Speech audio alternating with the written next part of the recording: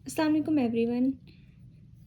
My name is Nitasha Shoaib और आज हम जिस टॉपिक के बारे में बात करने वाले हैं उस टॉपिक का नाम है सेल वॉल।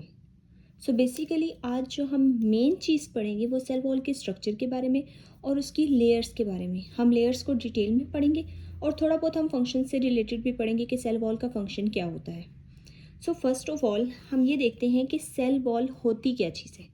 अब जैसे नेम से ही पता चल रहा है कि सेल के रिलेटेड कोई बाउंड्री है, सेल के बाहर कोई बाउंड्री है जिसको हम सेल वॉल कह रहे हैं। अब सेल, अगर आप बायोलॉजी के स्टूडेंट हैं तो आपको पता होगा कि सेल क्या होता है।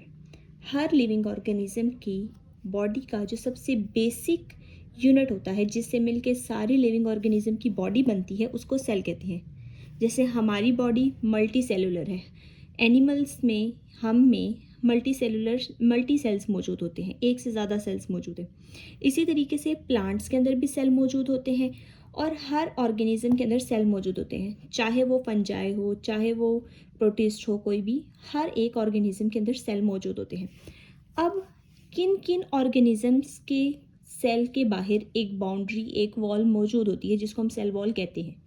अब अगर हम सेल का एक बेसिक स्ट्रक्चर ड्रॉ करें तो हम सेल को यूजुअली इस तरीके से ड्रॉ करते हैं कि सेल एक सर्कुलर सा स्ट्रक्चर है जिसके सेंटर में हमारे पास न्यूक्लियस मौजूद होता है।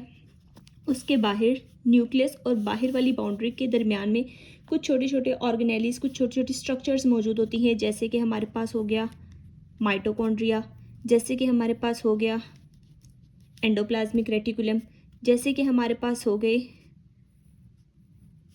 Golgi complex. इस तरीके के मल्टीपल ऑर्गेनेलीज मौजूद होती हैं। ठीक है, अब ये एक हमने नॉर्मल सेल ड्रॉ किया है, लेकिन हर ऑर्गेनिज्म का सेल बिल्कुल इस तरीके से नहीं होता।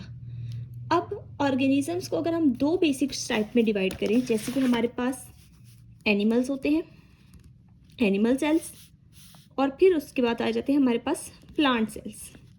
तो जो एनिमल सेल्स हैं उनका स्ट्रक्चर बिल्कुल इस तरीके से मिलता जुलता होता है। उनके पास न्यूक्लियस मौजूद होते हैं, endoplasmic reticulum, Golgi apparatus, mitochondria, ऐसे सारे स्ट्रक्चर्स मौजूद होते हैं। और उनके सेल के बाहर वाली जो बाउंड्री है इसको हम कहते हैं प्लाज्मा मेम्ब्रेन, या फिर इसको सेल मेम्ब्रेन भी कहा जाता है। अब ये तो होगी एनिमल सेल से रिलेटेड बात, लेकिन कुछ ऑर्गेनिजम्स ऐसे हैं जिनके इस सेल मेम्ब्रेन और प्लाज्मा मेम्ब्रेन के बाहर एक और लेयर मौजूद होती है, एक और बाउंड्री मौजूद होती है। उस बाउंड्री को हम कहते हैं सेल वॉल। सो अब वो कौन से ऑर्गेनिजम्स होते हैं, अब वो बाउंड्री, सबसे पहले वो बाउंड्री नज़र कैसे आती है। अगर हमारे पास ये एनिमल सेल था, एनिमल सेल की बाउंड्री हमें इस तरीके से नज़र आ रही थी, और उन सेल्स के और जो हमारे पास बाकी ऑर्गेनिज्म है, जैसे मैंने प्लांट सेल्स की बात की, तो उनकी बाउंड्री इस तरीके से हमें बाहर एक अलग से लेयर नज़र आ रही होती है। इनके पास भी सेल मेम्ब्रेन मौजूद है, वो वाली बाउंड्री मौजूद है, लेकिन उस बाउंड्री के बाहर एक और बाउंड्री भी मौजूद है, एक और वॉल भी मौजूद है। इसको हम कहते हैं सेल वॉल। आज का हमारा टॉपिक इस बाउंड्री से रिलेटेड है जिसको हम सेल वॉल कह रहे हैं। तो अब मैं आपको कुछ पिक्चर्स दिखाऊंगी ताकि आप लोगों को डिटेल में समझ आए कि सेल वॉल होती क्या है। अब अगर सबसे पहले स्टार्टिंग से देखना स्टार्ट करें तो सेल वॉल में, अब ये देखें, ये पिक्चर अगर हम देखें, अब ये प्लांट सेल की सेल वॉल को एक्सप्लेन किया गया है। सबसे पहले प्लांट सेल में बेसिक स्ट्रक्चर्स क्या होते हैं, कैसे हमें पता चलता है कि प्लांट सेल है। एक तो दो कुछ मेन चीज़ें होती है, जैसे कि अब ये जो बाहर वाली बाउंड्री है ना, ये हमारे पास आ गई है सेल वॉल। ठीक है, जैसे यहाँ पे मेंशन भी है कि ये हमारे पास सेल वॉल आ गई। अब सेल वॉल के अंदर वाली जो बाउंड्री होगी, अब यहाँ पे बिल्कुल स्पेसिफिकली मेंशन नहीं है, लेकिन ये जो इसके अंदर वाली बाउंड्री है ये हमारे पास सेल मेम्ब्रेन है, ये बल्कि यहाँ पे मेंशन भी है, ये सेल मेम्ब्रेन होगी, ये हमारे पास सेल वॉल हो गई। ठीक है, अब प्लांट्स में कुछ और भी बेसिक चीज़ें होती है, लेकिन वो भी हमारा टॉपिक नहीं है तो उसको हम इतने डिटेल से डिस्कस नहीं करेंगे। जैसे कि वैक्यूल से हमें पता चल रहा होता है, क्लोरोप्लास्ट से पता चल रहा होता है, फिर न्यूक्लियोसाइड पता है, लेकिन वो भी हमारा डिटेल में हमारा टॉपिक नहीं है। अब इसी स्ट्रक्चर को अगर हम देखें, थोड़ा बहुत हमने बेसिक समझ लिया कि सेल वॉल होती क्या है, कि कुछ बाउंड्रीज है।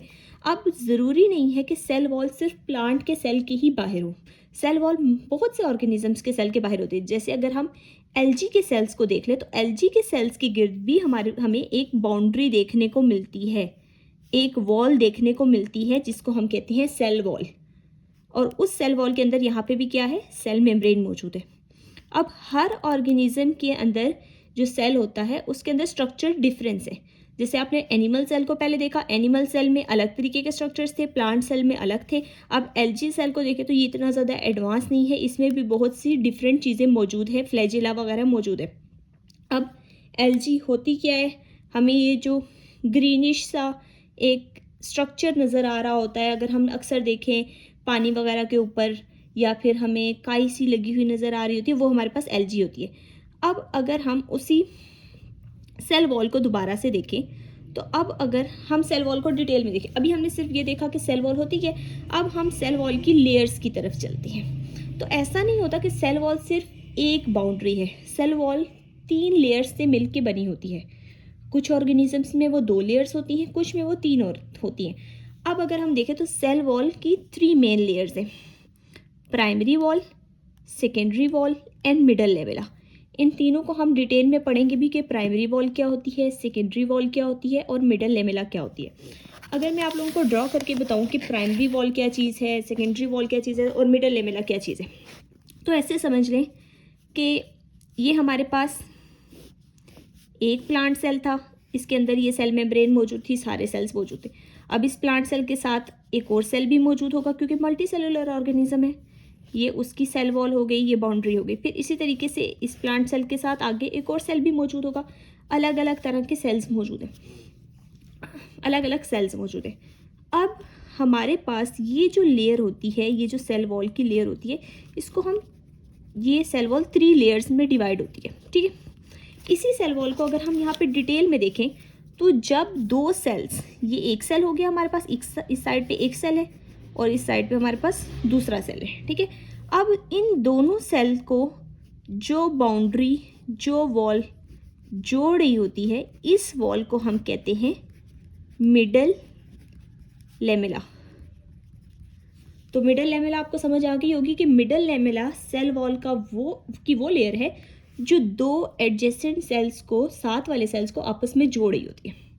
अब मिडल लेमेला तो समझ आ गई, लेकिन जो बाकी की 2 लेयर्स थी, प्राइमरी वॉल और सेकेंडरी वॉल, वो क्या चीज़ें।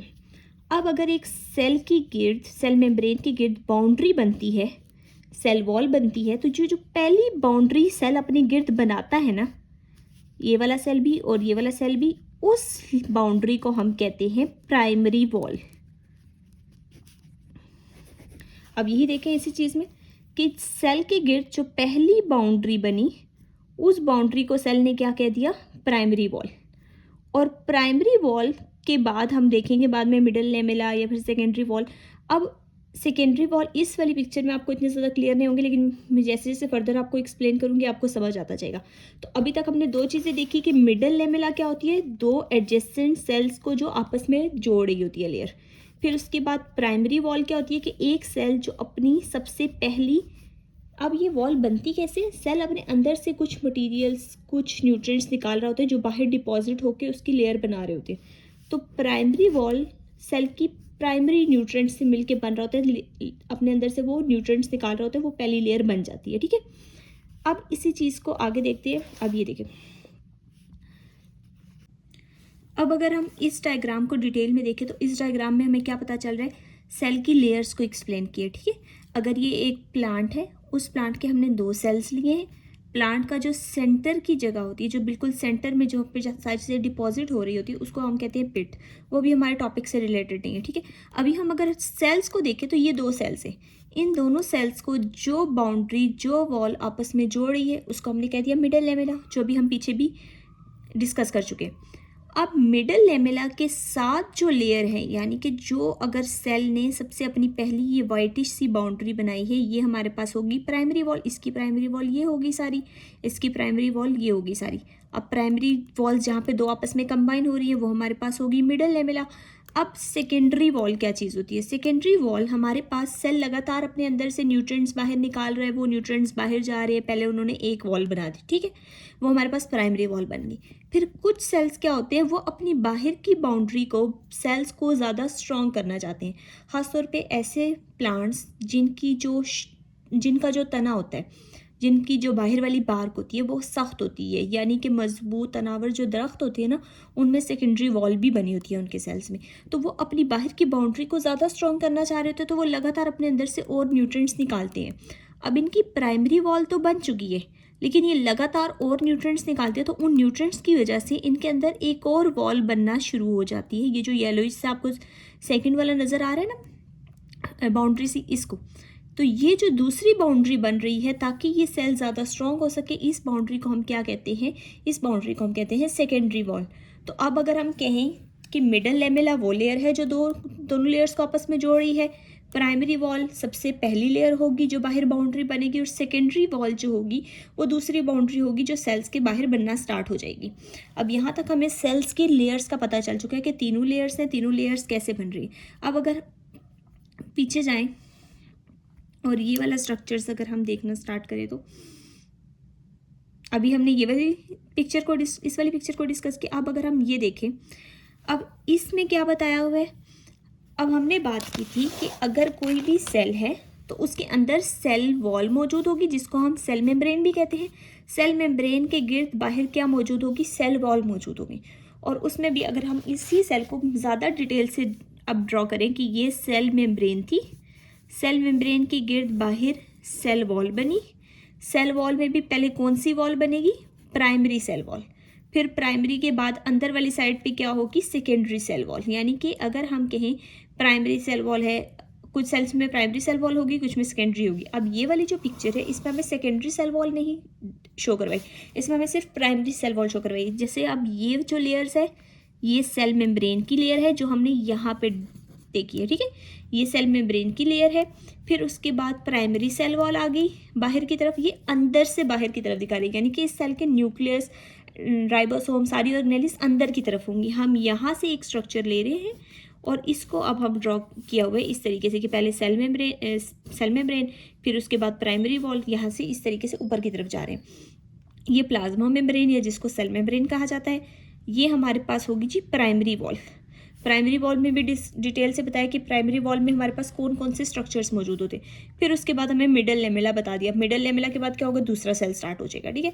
अब प्राइमरी वॉल में बताया कि प्राइमरी वॉल में हमारे पास कुछ, अब ये जो स्ट्रक्चर्स हैं ना, ये प्रोटीन्स हैं, फाइबर्स हैं, कि कौन कौन से मॉलिक्यूल से, कौन कौन से स्ट्रक्चर से मिल के हमारे पास ये वॉल्स और ये लेयर्स बन रही होती हैं।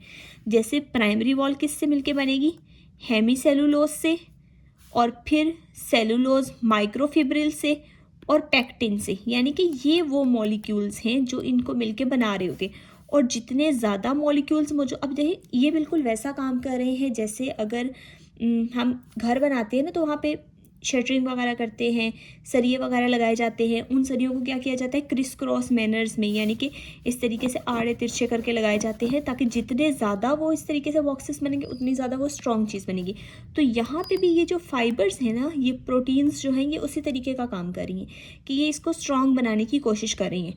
तो कौन कौन से फाइबर्स से मिल के बनता है, ये सेलुलोज माइक्रोफाइबर्स से, पैक्टिन के मॉलिक्यूल्स से, और हेमीसेलुलोज से। ये इन सब मॉलिक्यूल्स से मिलके बनती है ताकि ये सेल वॉल स्ट्रॉन्ग हो जाए, ठीक है। और उसके बाद मिडल लेमेला, ऊपर की तरफ हमारे पास दूसरी लेयर आ रही होती है।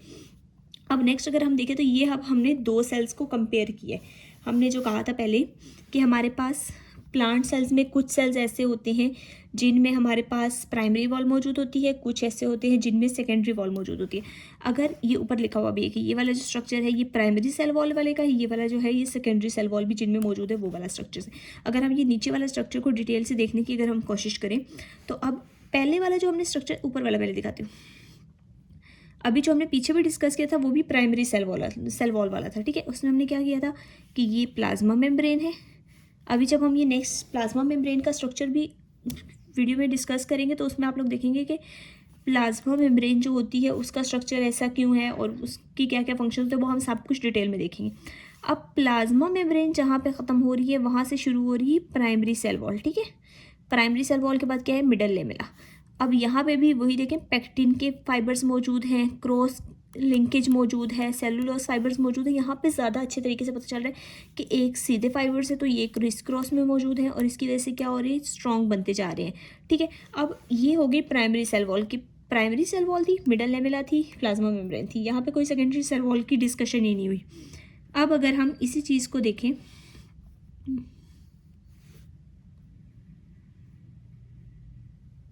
ये अब अगर हम सेकेंडरी सेल वॉल को स्टडी करें तो सेकेंडरी सेल वॉल में हम देखेंगे कि ये हमारे पास प्लाज्मा मेम्ब्रेन मौजूद है। अब हमने क्या कहा था कि जब सेकेंडरी सेल वॉल बनेगी तो वो अंदर की तरफ बनना शुरू होगी। अगर हमारे पास कोई भी सेकेंडरी सेल वॉल का स्ट्रक्चर बनेगा तो अगर ये प्राइमरी सेल वॉल थी तो सेकेंडरी सेल वॉल प्राइमरी पहले बनेगी, सेकेंडरी फिर अंदर से बाहर की तरफ आना शुरू होगी। ठीक है, तो अब इस डायग्राम में भी हमारे पास क्या है कि ये हमारे पास पहले प्लाज्मा मेम्ब्रेन है, फिर सेकेंडरी सेल वॉल का स्ट्रक्चर बताया, फिर प्राइमरी का, फिर मिडल लेमेला का। अब प्राइमरी में यहाँ पे वही सारे माइक्रोफाइबर्स वगैरह सब कुछ मौजूद है लेकिन उनको ज़्यादा डिटेल में डिस्कस नहीं किया क्योंकि अभी हम ऊपर डिस्कस कर चुके हैं। अगर उनको भी यहाँ पे डिटेल से डिस्कस करते तो वो फिर बहुत ज़्यादा कॉम्प्लेक्स डायग्राम हो जाती। ठीक है, तो अब यहाँ पे सेकेंडरी को बताया कि सेकेंडरी में भी क्रिस क्रॉस अरेंजमेंट्स है। अब वहाँ पे कुछ फाइबर्स जो थे वो आपने देखे होंगे थ्रेड लाइक, छोटे छोटे धागे नुमा थे। अब यहाँ पे फाइबर्स देखिए ये रिंग लाइक स्ट्रक्चर्स बने हुए, तो इनके नाम में डिफरेंस है। ऊपर भी सीधे सीधे फाइबर्स मौजूद थे, इनको सेलुलोस कह रहे थे। फिर कुछ यहाँ पे स्ट्रक्चर्स मौजूद है, ये येलोइश टाइप जो लाइन सी नज़र आ रही है इनको हम हेमी सेलुलोस कहते हैं। फिर ये रिंग लाइक स्ट्रक्चर्स मौजूद है जिनको हम लिग्निन कहते हैं। तो अब अगर आपसे स्ट्रक्चर के बारे में पूछा जाए कि जो प्राइमरी सेल वॉल होती है वो किससे मिलकर बनी हुई है, तो आपको पता होना चाहिए कि प्राइमरी सेल्स वॉल में हमारे पास कौन कौन से स्ट्रक्चर्स आ रहे थे। हमारे पास यहाँ पे सेलुलोज आ रहा था, फिर उसके बाद पेक्टिन आ रहा था और हमारे पास ग्लाइकेन आ रहा है। और अगर यही चीज़ सेकेंडरी सेल वॉल में पूछी जाए कि सेकेंडरी सेल वॉल जो होगी वो हमारे पास किससे मिलकर बनी हुई है, तो हमें पता होना चाहिए कि वो सेलुलोज से मिलकर बनी हुई है, हेमी सेलुलोज से और लिग्निन से। आपको डायग्राम्स दिखाने का, ये पिक्चर्स दिखाने का मकसद ही यही है कि आपको डिटेल में समझ आए कि कौन सी चीज़ किस तरीके से मिलकर बनी हुई है। अगर मैं यही सारी चीज़ें आपको सिर्फ नोट्स की फॉर्म में बताती जाऊँ तो आप लोगों को फिर बाद में ये समझ नहीं आती कि ये स्ट्रक्चर्स कैसे हैं, डायग्राम्स कैसी हैं, या फिर इनका अगर आप कह रही हैं कि सेलुलोज है तो सेलुलोज होता क्या है, उसका काम क्या है। तो डायग्राम्स दिखाने का सबका मकसद ही है। ठीक है, अब नेक्स्ट अगर हम देखें, ये हमारे पास होगी कि प्राइमरी सेल वॉल में और सेकेंडरी सेल वॉल में बेसिक डिफरेंस क्या है। अब ये एक और डायग्राम है, इसमें भी हमने वही चीज़ एक बार दोबारा से रिपीट की है। अगर ये बताऊं तो ये देखें 2 सेल, अब ये 3 सेल्स ड्रॉ की, 3 सेल्स हैं, तीनों सेल्स के दरमियान वाली जो जगह, ये जो ऑरेंजिश टाइप से ड्रॉ की हुई है, ये जो जगह है इसको हम क्या कहते हैं, मिडल लेमेला। फिर प्राइमरी वॉल क्या होगी, जो हमारे पास ये सबसे पहली बाहर वाली बाउंड्री है ग्रीनिश टाइप कलर की, और सेकेंडरी वॉल क्या होगी जो इसके बाद अंदर ब्राउनिश टाइप कलर की बन रही है, वो सेकेंडरी वॉल है। अभी तक मुझे लगता है आप लोगों को तीनों लेयर्स बहुत अच्छे तरीके से क्लियर हो चुकी होंगी कि primary wall, middle lamella, secondary wall हमारे पास क्या होती है। अब एक और चीज़ यहाँ पे मेंशन है कि प्लाज्मोडेस्माटा, ये क्या होते हैं, ये भी अभी हम आगे जाकर डिस्कस करेंगे कि ये चीज़ें होती हैं। अब ये देखिए, अब हमने अगर सेल्स को डिस्कस किया है कि हमारे पास ये सेल्स मौजूद हैं, एक सेल है, दूसरा है, तीसरा है, तो अब सेल्स न्यूट्रिएंट्स एक सेल से दूसरे सेल में कैसे ट्रांसफ़र करते हैं, वाटर के मॉलिक्यूल्स कैसे ट्रांसफ़र करते हैं, ये हमने बिल्कुल बेसिक सा स्ट्रक्चर बनाया था। लेकिन एक्चुअल में स्ट्रक्चर ऐसा होता नहीं है। एक्चुअल में क्या होता है कि अगर ये एक सेल है, इसके साथ ही दूसरा सेल मौजूद है, तो इन दोनों सेल्स के दरमियान में गैप्स मौजूद होते हैं, छोटी छोटी स्पेसेस मौजूद होती है, छोटी छोटी बाउंड्रीज मौजूद होती हैं। और उन गैप्स का या उन होल्स का, उन पोर्स का मकसद क्या होता है कि अगर यहाँ पे कोई न्यूट्रिएंट मौजूद है, कोई फ्लूइड मौजूद है, वाटर के मॉलिक्यूल्स मौजूद हैं, तो वो यहाँ से ट्रैवल करके दूसरे सेल में भी जा सके। फिर अगर इधर ज़्यादा मौजूद है तो यहाँ से ट्रैवल करके इधर भी जा सके। तो ट्रैवल ऑफ न्यूट्रिएंट्स के लिए जो पोर्स, जो होल्स मौजूद होते हैं, उन पोर्स को, उन होल्स को, उन क्या कह सकते हैं, हाँ, उन होल्स को हम क्या कहते हैं, प्लाज्मोडेस्माटा कहते हैं। यही चीज़ हमने यहाँ पे डायग्राम के अंदर भी देखी कि हमारे पास अगर ये एक सेल है और ये दूसरा सेल है, इन दोनों सेल्स के दरमियान में ये जो खाली जगह मौजूद है, जो स्पेस मौजूद है, जिसकी वजह से न्यूट्रिएंट्स जो हैं, वाटर जो है, वो एक सेल से दूसरे सेल में ट्रांसफ़र हो जाता है, इसको क्या कहा गया है, प्लाज्मोडेस्माटा। अब यहाँ पे प्लाज्मोडेस्मा लिखा हुआ है लेकिन ये प्लाज्मोडेस्माटा है। अब लास्ट में मेरा आपसे एक क्वेश्चन है, अभी तक हमने सब कुछ पढ़ा। अच्छा, एक चीज़ जो हमने अभी डिस्कस नहीं की, मैंने स्टार्टिंग में कहा था कि हम फंक्शन से रिलेटेड डिस्कस करेंगे। हमने प्लांट सेल के स्ट्रक्चर से रिलेटेड डिस्कस किया, हमने प्लांट सेल की लेयर्स को देखा कि कौन कौन सी लेयर्स मौजूद हैं। फिर स्टार्टिंग से एक बार फिर बता देती हूँ कि प्लांट सेल में हमारे पास सेल मेम्ब्रेन के बाहर एक बाउंड्री मौजूद होती है। उस बाउंड्री को हम कहते हैं सेल वॉल। सेल वॉल जो होती है वो 3 बेसिक लेयर्स से मिलकर बनी होती है, प्राइमरी, सेकेंडरी और मिडल लेमेला। फिर उसके बाद हमने इन सब तीनों को डिटेल में डिस्कस किया कि प्राइमरी क्या होती है, सेकेंडरी क्या होती है, मिडल लेमेला क्या होती है। फिर उसके बाद हमने प्लाज्मोडेस्माटा को डिस्कस किया कि दोनों सेल्स के 2 से ज़्यादा या मल्टीपल सेल्स के दरमियान में जो होल्स मौजूद होते हैं, जो कनेक्शंस मौजूद होते हैं, उसको हम क्या कहते हैं, प्लाज्मोडेस्माटा कह रहे होते हैं। अब फंक्शन से रिलेटेड जो था, प्लांट सेल वॉल एक क्या है, हार्ड मटेरियल से मिलकर बनी होती है, सख्त होती है। हमने बार बार कहा कि मुख्तलिफ फाइबर से मिलकर बनी। इसका काम होता है कि प्लांट को ये प्रोवाइड करे, सपोर्ट देती है। प्लांट्स, अगर हम इसके फंक्शन की बात करें सेल वॉल के, तो इसका काम होता है सपोर्ट प्रोवाइड करना। सपोर्ट किस चीज़ के लिए, कि ये सपोर्ट प्रोवाइड करती है ताकि सेल की जो है वो शेप मेंटेन रहे। अगर हम स्पेसिफिकली प्लांट में बात करें तो सेल जो है वो ग्रेविटी के अगेंस्ट ऊपर की तरफ खड़ा हो सके, नीचे गिरे ना, ढलके ना नीचे की तरफ। तो ये प्लांट, ये जो सेल वॉल होती है, ये प्लांट की शेप को मेंटेन करने के लिए होती है। एक और चीज़ जो होती है कि प्लांट के सेल के अंदर वैक्यूल मौजूद होते हैं। बाहर वॉल मौजूद है, अंदर वैक्यूल है। वैक्यूल वो चीज़ होती है जिसके अंदर अगर हम पौधों को पानी देते हैं या प्लांट्स को पानी देते हैं तो वो सारा जो वाटर है वो वैक्यूल के अंदर आके स्टोर होना होता है। ये वैक्यूल फ्लेक्सिबल होते हैं, छोटा भी हो जाता है, बड़ा भी हो जाता है। जितना ज़्यादा पानी दिया जाएगा ये उतना ज़्यादा फूल जाएगा। जितना ये फूलेगा उतना इस सेल मेम्ब्रेन के ऊपर ये प्रेशर डालेगा। जितना सेल मेम्ब्रेन के ऊपर प्रेशर डालेगा उतना सेल वॉल पे प्रेशर आएगा। तो सेल वॉल बनाई जाती है ताकि अगर वैक्यूल में ज़्यादा पानी आ जाए तो उस ज़्यादा पानी की वजह से क्या हो, उस ज़्यादा पानी की वजह से ये प्लांट जो है इसके सेल की शेप ख़राब ना हो। तो इस सेल की शेप को मेंटेन करना बेसिक फंक्शन होता है सेल वॉल का, ठीक है। अब लास्ट पे मेरा आप लोगों से एक क्वेश्चन है कि आप लोगों ने मुझे बताना है कि जो प्लांट की सेल वॉल होती है, अब जो प्लांट की हमारे पास